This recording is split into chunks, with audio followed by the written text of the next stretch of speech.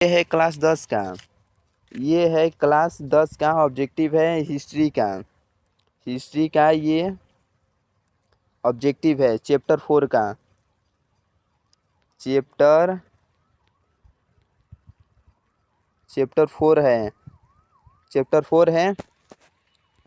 ये पार्ट 1 में कंप्लीट किए थे, 20 तक ऑब्जेक्टिव कंप्लीट किए थे। पार्ट 2 में 40 तक ऑब्जेक्टिव कंप्लीट किए थे और पार्ट 3 में इसके आगे करेंगे ऑब्जेक्टिव। तो स्टार्ट करते हैं। तो 41 प्रश्न है कि बंगाल विभाजन कब हुआ। बंगाल विभाजन कब हुआ? तो 1905 में हुआ। कब हुआ? 1905 में हुआ। बंगाल विभाजन कब हुआ? तो 1905 में हुआ। तो 42वां प्रश्न है कि आंसर बोलते चलो और कमेंट में लिखते चलो। आंसर बोलते चलो, कितना बार बोल रहा हूँ, आंसर बोलते चलो और कमेंट में लिखते चलो, तो तभी ये प्रश्न याद होगा परीक्षा तक, तभी लिख पाओगे। तो 42 प्रश्न है, किस घटना के विद्रोह में महात्मा गांधी जी ने अपनी केसर ए हिंद की उपाधि त्याग दी? केसर ए हिंद की उपाधि त्याग दी। बताओ किस घटना के विद्रोह में?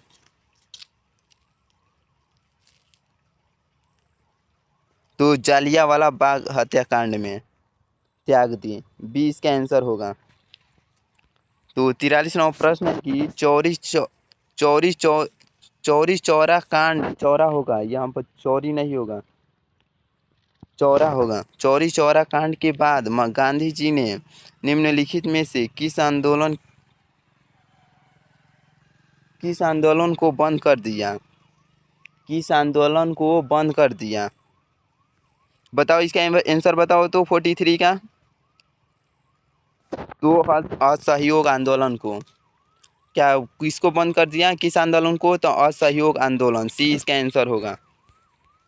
44 प्रश्न है कि भारत छोड़ो आंदोलन का प्रसिद्ध नारा क्या था? भारत छोड़ो आंदोलन का प्रसिद्ध नारा क्या था? बताओ क्या था? 44 का आंसर क्या होगा? तो 44 का आंसर करो या मरो मरो होगा। भारत छोड़ो आंदोलन का प्रसिद्ध नारा क्या था? तो करो और या मरो, करो या मरो, 20 का आंसर होगा। 45 प्रश्न नंबर है, 45 नंबर प्रश्न है, गांधी जी ने भारत में सत्याग्रह का पहला प्रयोग किया था। प्रयोग कहाँ किया था? बताओ। सत्याग्रह का पहला प्रयोग कहाँ किया था? 45 है। तो क्या होगा? चंपारण, चंपारण में किया था। कहाँ किए थे गांधी जी ने? तो चंपारण में। तो 46वां प्रश्न है कि तीन कठिया प्राणी किन पर लागू थी? तीन कठिया प्राणी किन पर लागू थी? किन पर? तो किसानों पर। किस पर लागू थी? तो किसानों पर। ए नंबर इसका आंसर होगा। तो 47वां प्रश्न है कि जालियांवाला बाग हत्याकांड की जांच के लिए सरकार ने किस समिति का गठन किया था? बताओ किस समिति का गठन किया था? तो हंटर समिति का। किस समिति का? तो हंटर समिति का।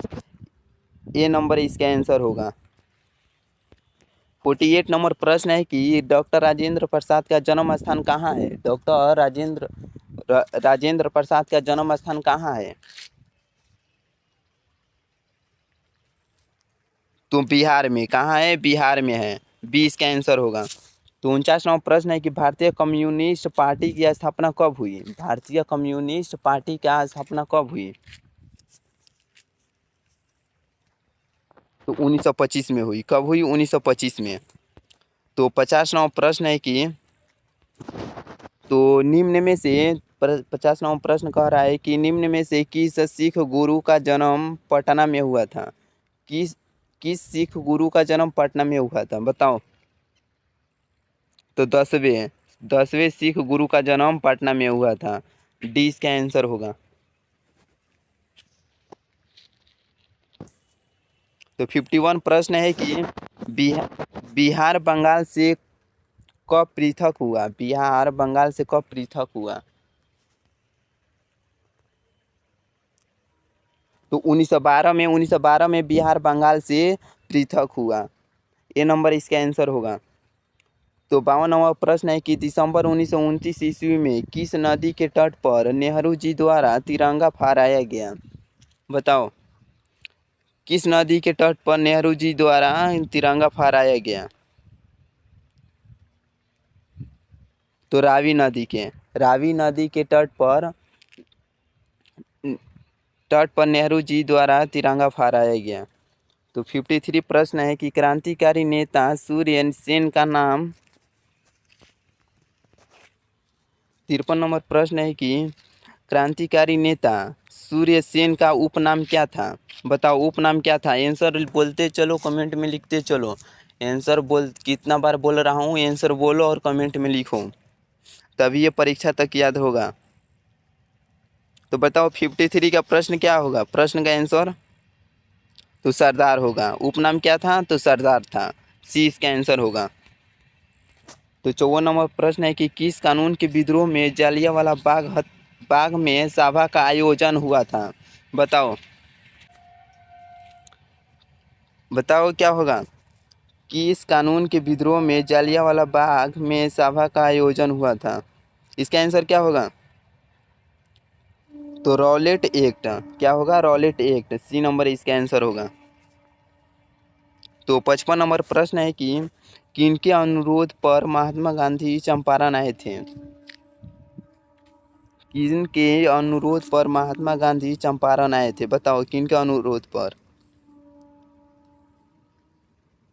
तो राजकुमार शुक्ल के अनुरोध पर महात्मा गांधी चंपारण आए थे। ये नंबर इसका आंसर होगा। तो 56 प्रश्न है कि 56 नंबर प्रश्न है कि सविनय अवज्ञा आंदोलन के समय भारत के वायसराय कौन थे? सविनय अवज्ञा आंदोलन के समय भारत के वायसराय कौन थे? बताओ, कौन थे? आंसर लिखो, कमेंट में लिखो और बोलते चलो। 56 का क्या होगा? तो इस 56 नंबर का आंसर होगा लॉर्ड इरविन। इरविन थे। बी इसका आंसर होगा। 56 का बी आंसर होगा। तो 57 नंबर प्रश्न है कि चौरी चौरा कांड कब हुआ था? चौरी चौरा कांड हुआ था, कब हुआ था? ये दोबारा प्रश्न आ गया लग रहा है कि। बताओ, चौरी चौरा कांड कब हुआ था? तो 1922 में हुआ था। चौरी चौरा कांड कब हुआ था? 1922 में हुआ था। बी इसका आंसर होगा। बोलते चलो और लिखते चलो कमेंट में। तो 58 नंबर प्रश्न है कि भोपाल विद्रोह कहाँ हुआ था? मोपला है। हाँ, मोपला विद्रोह कहाँ हुआ था? बताओ, मोपला विद्रोह कहाँ हुआ था? 58 नंबर है।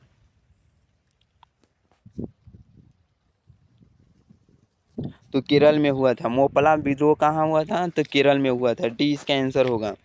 तो 59 नंबर प्रश्न है कि दिल्ली समझौता हुआ था। दिल्ली समझौता हुआ कहाँ हुआ?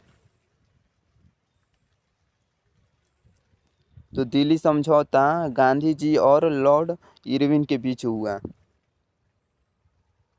दिल्ली समझौता किन के बीच हुआ? तो गांधी जी और लॉर्ड इरविन के बीच हुआ। बी नंबर इसका आंसर होगा। तो 60वां प्रश्न है कि गांधी जी ने किस गोलमेज सम्मेलन में भाग लिया? गांधी जी ने किस गोलमेज सम्मेलन में भाग लिया? बताओ, क्या होगा? आंसर बोलो, तो आंसर बोलते चलो और लिखते चलो, कमेंट में लिखते चलो। बताओ, क्या होगा? 60 का क्या होगा? गांधी जी ने किस गोलमेज सम्मेलन में भाग लिया? बताओ। तो द्वितीय गोलमेज के में। किस सम्मेलन में? तो द्वितीय गोलमेज सम्मेलन में भाग लिया। बी इसका आंसर होगा। तो 61 नंबर प्रश्न है कि भारत सरकार अधिनियम 1919 को के नाम से भी जानते हैं? बताओ, किस नाम से जानते हैं? भारत सरकार अधिनियम 1919 को किस नाम से जानते हैं? तो मॉन्टेग्यू जेम्स फोर्ड योजना के नाम से जानते हैं।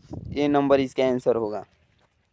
तो 62 नंबर प्रश्न है कि भारत में रेलवे और टेलीग्राफ लाइन की शुरुआत किसके शासनकाल में हुई? बताओ किसके शासनकाल में हुई? भारत में रेलवे और टेलीग्राफ लाइन की शुरुआत किसके शासनकाल में हुई? बताओ 62 का आंसर क्या होगा? तो लॉर्ड इलोहौजी के शासनकाल में हुई। किसके शासनकाल में? तो लॉर्ड इलोहौजी के। तो बी नंबर इसका आंसर होगा। तो 63 नंबर प्रश्न है कि महात्मा गांधी ने राजनीतिक गुरु कौन थे? महात्मा गांधी के राजनीतिक गुरु कौन थे? तो गोपाल कृष्ण गोखले थे। कौन थे महात्मा गांधी के राजनीतिक गुरु? तो गोपाल कृष्ण गोखले। सी इसका आंसर होगा। तो 63 नंबर प्रश्न हो गया। 63 का आंसर होगा सी गोपाल कृष्ण गोखले। तो 64 नंबर प्रश्न है कि लाल कुर्ती नामक संगठन का गठन किसने किया? लाल कुर्ती नामक संगठन का गठन किसने किया? बताओ आंसर बताओ तो क्या होगा? आंसर बोलते चलो और लिखते चलो कमेंट में, बोलते चलो और लिखते चलो, रुको मत। बताओ 64 का क्या होगा? तो 64 का होगा खान अब्दुल गफ्फार खान की। लाल कुर्ती नामक संगठन का गठन किसने किया? तो खान अब्दुल गफ्फार खान। बी इसका आंसर होगा। तो 65 नंबर प्रश्न है 65 कि इंडियन स्टैट्यूटरी कमीशन के अध्यक्ष कौन थे? इंडियन स्टैट्यूटरी कमीशन के अध्यक्ष कौन थे? बताओ कौन थे? तो जॉन साइमन थे। कौन थे? जॉन साइमन थे। कौन अध्यक्ष थे? तो जॉन साइमन। डी इसका आंसर होगा। तो 66 नंबर प्रश्न है 66 नंबर प्रश्न है कि न्यू इंडिया समाचार पत्र को किसने शुरू किया? बताओ किसने शुरू किया? ये सिंपल सा प्रश्न है, बताओ क्या होगा? न्यू इंडिया समाचार पत्र को किसने शुरू किया? तो एनी बेसेंट ने किया। किसने किया? एनी बेसेंट ने। बी इसका आंसर होगा। तो 67 नंबर प्रश्न है कि 67 नंबर कि किस आयोग या कमिटी ने सतत पोषणीय विकास की अवधारणा प्रस्तुत की? बताओ किस आयोग या कमिटी ने सतत पोषणीय विकास की अवधारणा प्रस्तुत की? किसने की?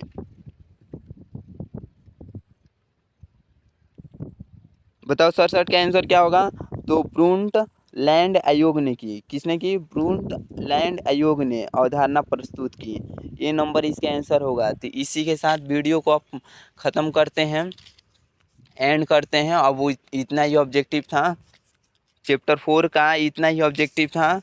अब पार्ट 3 इतना ही कंप्लीट होता है। पार्ट 3 में 67 को ऑब्जेक्टिव किए, 41 से लेकर 67 तक कंप्लीट किया ऑब्जेक्टिव। तो मिलते हैं इसके नेक्स्ट चैप्टर में, चैप्टर 5 में मिलते हैं। इसके नेक्स्ट चैप्टर ऑब्जेक्टिव पढ़ लेना, चैप्टर 5 पढ़ लेना।